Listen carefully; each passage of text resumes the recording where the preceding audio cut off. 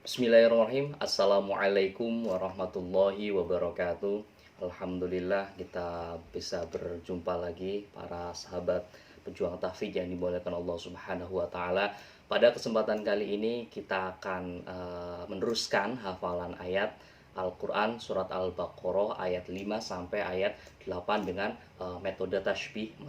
Tapi sebelum kita mulai hafalan, alangkah lebih baiknya biar tidak lupa hafalan kemarin, kita murojaah dulu yuk. Surat Al-Baqarah ayat 1 sampai dengan 4. Baik, kita baca sama-sama. 1, 2, 3. Bismillah.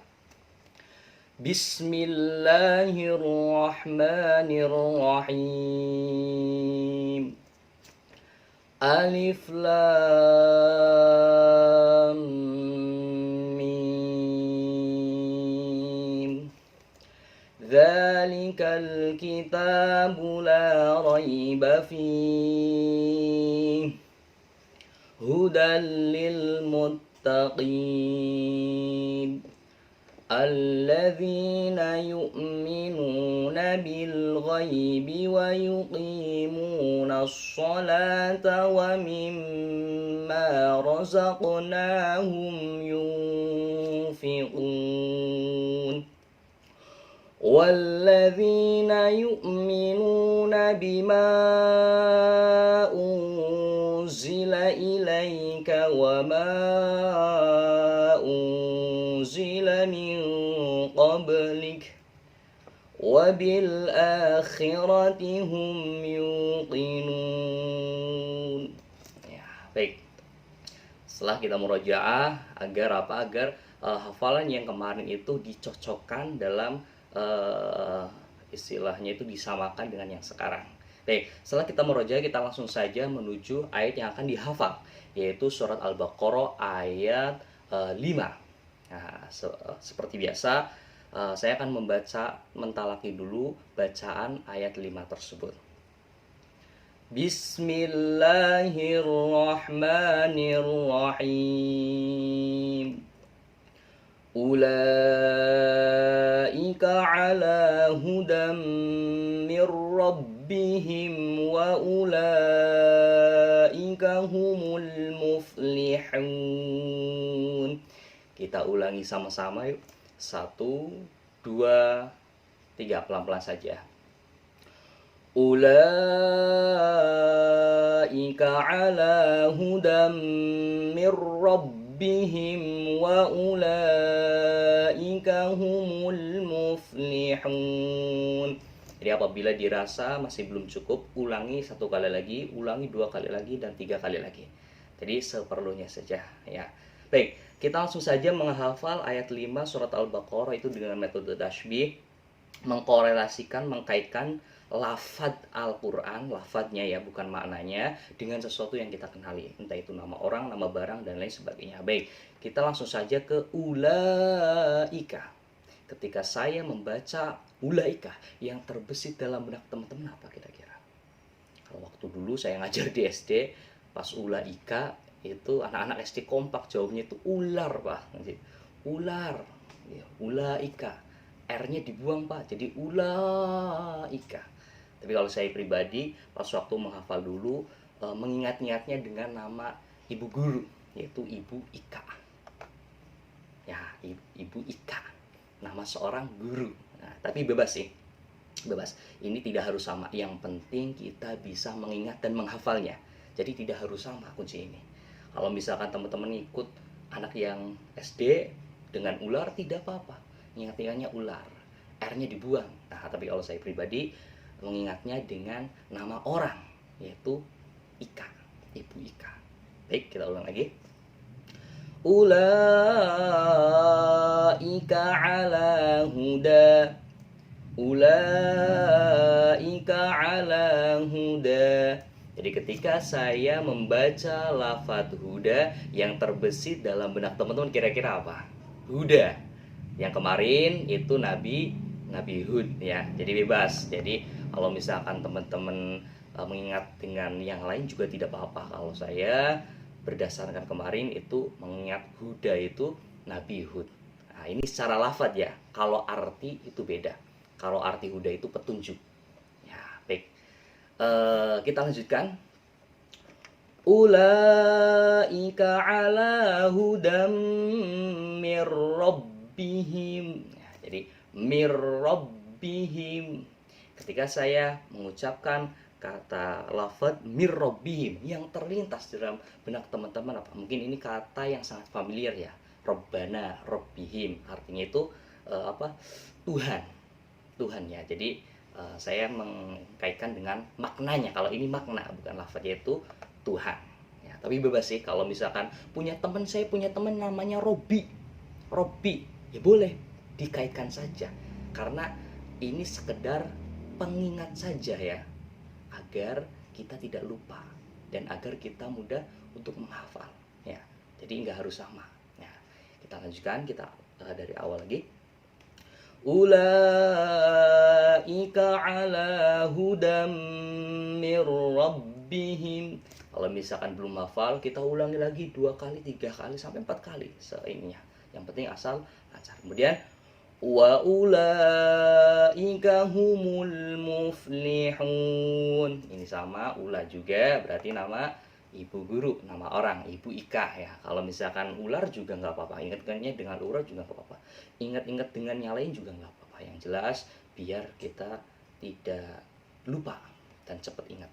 Kemudian wa ulaika humul muflihun.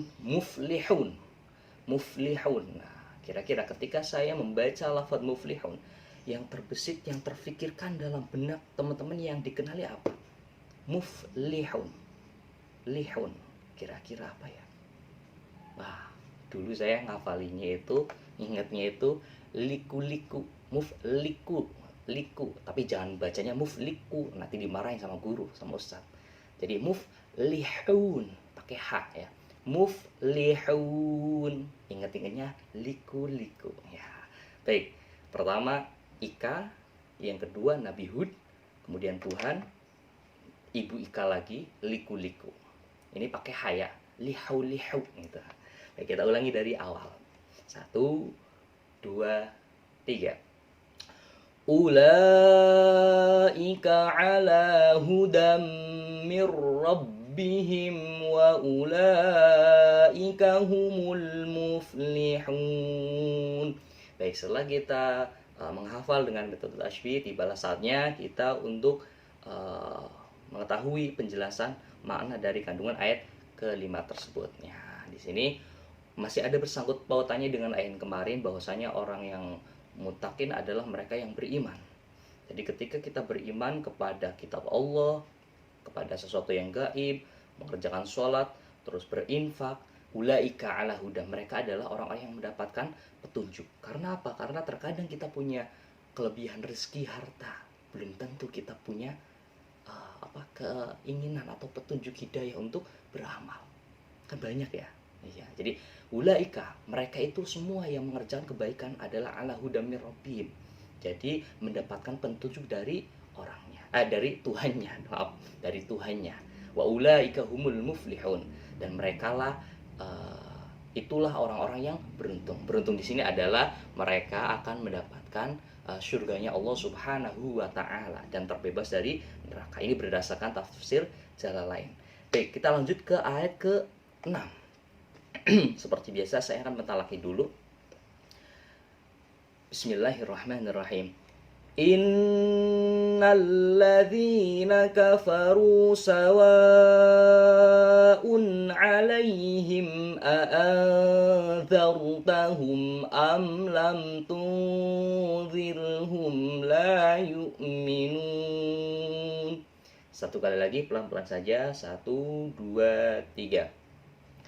Innal ladzina kafaru sawa'un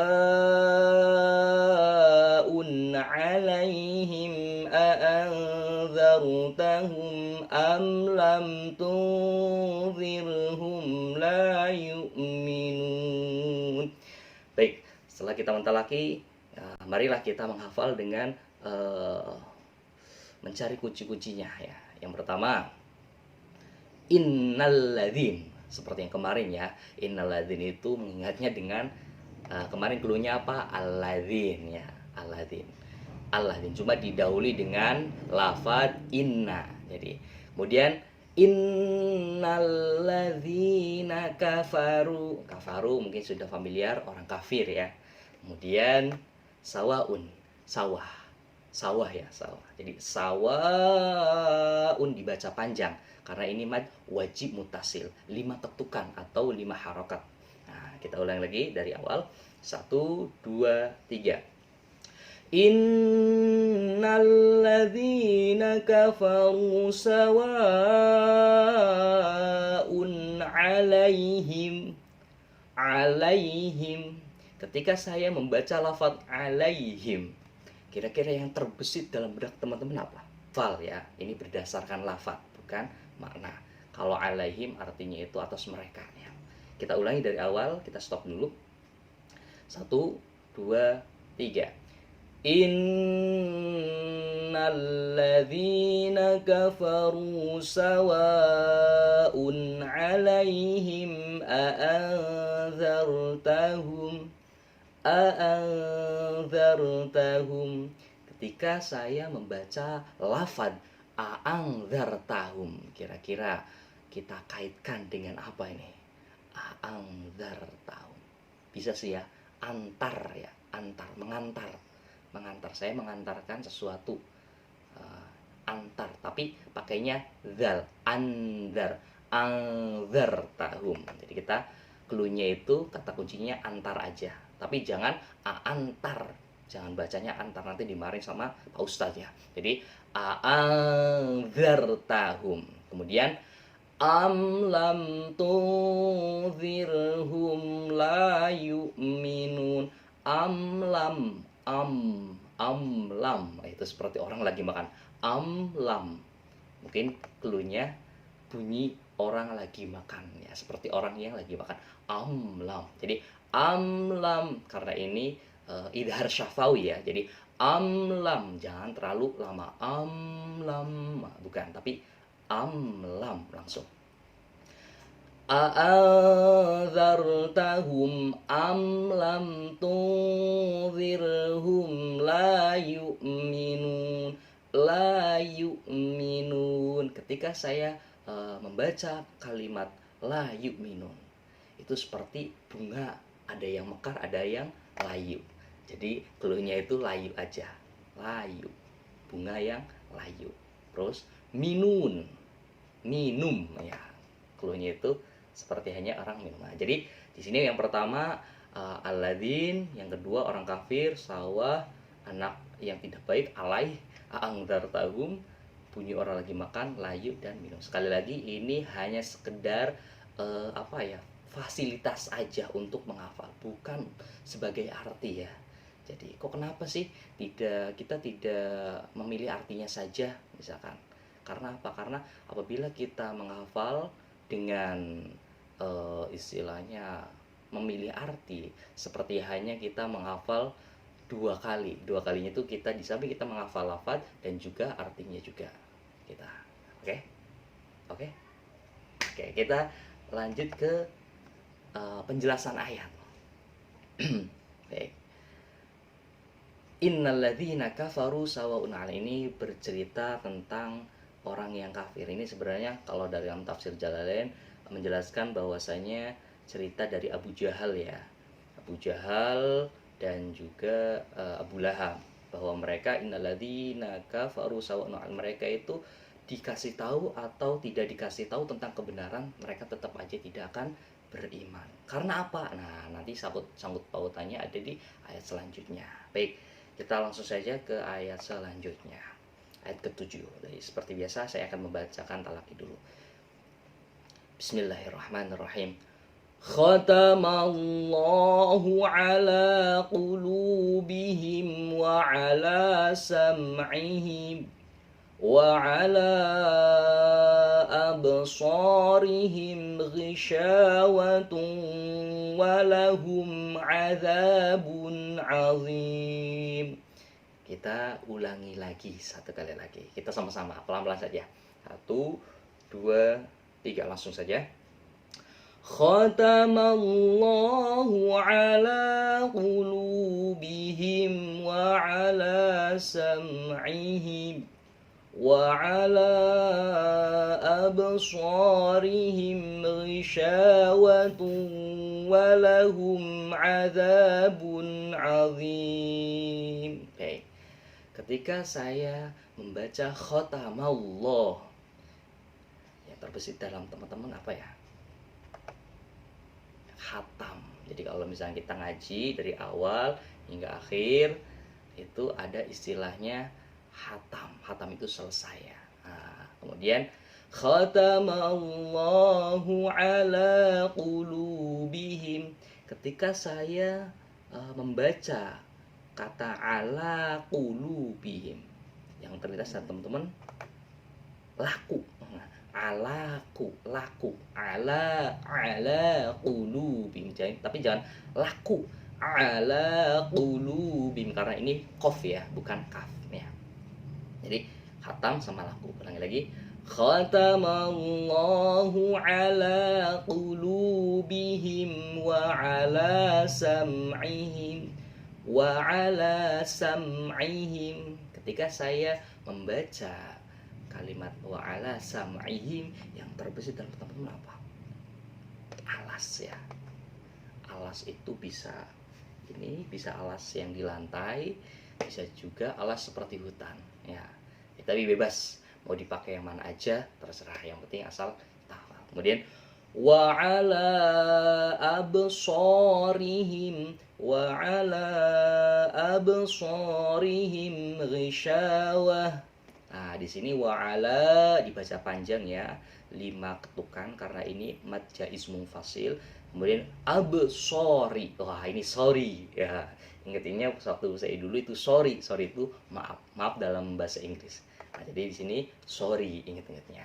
Kemudian ghisyawah seperti yang tadi sawah tapi pakai sin besar. Kemudian walahum adzabun azim. Nah, walahum, walah. Nah, ingat-ingatnya walah gitu. Tapi jangan lanya dibaca panjang, jangan. Nah, nanti dimarahin Pak Ustadz. Jadi walahum langsung ya. Jadi walahum adzabun azim. Dan yang terakhir cluenya adalah azab azim. Baik, di sini ada khatam laku ala sori sawah walahum sama azab. Ini hanya cluenya saja, kunci-kunci saja untuk mengingat. Kita ulangi lagi. Baik.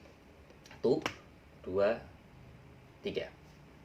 Khatamallahu ala qulubihim wa ala sam'ihim wa ala absarihim ghishawatun wa lahum adzabun azim. Sekali lagi, ini hanya sekedar cluenya saja. Baik, setelah itu saya akan bahas tafsir yang ada di ayat ke-7 ini. Khatamallahu ala qulubihim. Jadi Abu Jahal dan Abu Lahab itu Allah telah mengunci hati dan pendengaran mereka. Jadi kalau hati sudah dikunci, makanya di sini hati dulu. Kalau sesuatu itu bersandar pada hati. Kalau misalkan hati sudah dikunci, oh sudah. Kalau mata, misalkan mata buta tapi hatinya masih mendengar, hatinya masih kebuka, insya Allah bisa ada hidayah atau petunjuk. Tapi kalau hatinya sudah tertutup, udah. Allah telah mengunci hati dan pendengaran mereka. Dan mereka akan mendapat azab yang berat karena mereka tidak beriman, mereka akan mendapat azab yang berat. Kemudian kita next ke ayat yang terakhir, yang akan bacakan ayatnya, nanti kita ulangi sama-sama. Saya akan mentalaki dulu. Bismillahirrahmanirrahim. Wa minan nasi man yaqulu amanna billahi wa bil yaumil akhir wa ma hum bimu'minin. Ulangi lagi sama-sama. 1, 2, 3. Pelan-pelan saja, langsung. Wa minan nasi man yaqulu amanna billahi wa bil yaumil akhir wa ma hum bimu'minin. Baik, kita langsung saja cari ayat clue-nya, kunci-kuncinya. Wa mina, seperti yang kemarin, ini kuncinya kota Mina. Nah, seperti yang penjelasan di awal itu. Kemudian an-nasi, nasi. Jadi ingat-ingatnya. Mayyaqul, mayyaqul. Ketika kita habis makan pasti minumnya dengan yakul. Di sini langsung aman. Jadi mayyaqul di situ apabila kita punya teman maya juga nggak apa-apa. Jadi saya punya teman maya misalkan, tidak apa-apa dimasukin saja untuk sekedar pengingat saja. Tapi bacanya harus mayyaqul karena ini idgham bihun aja.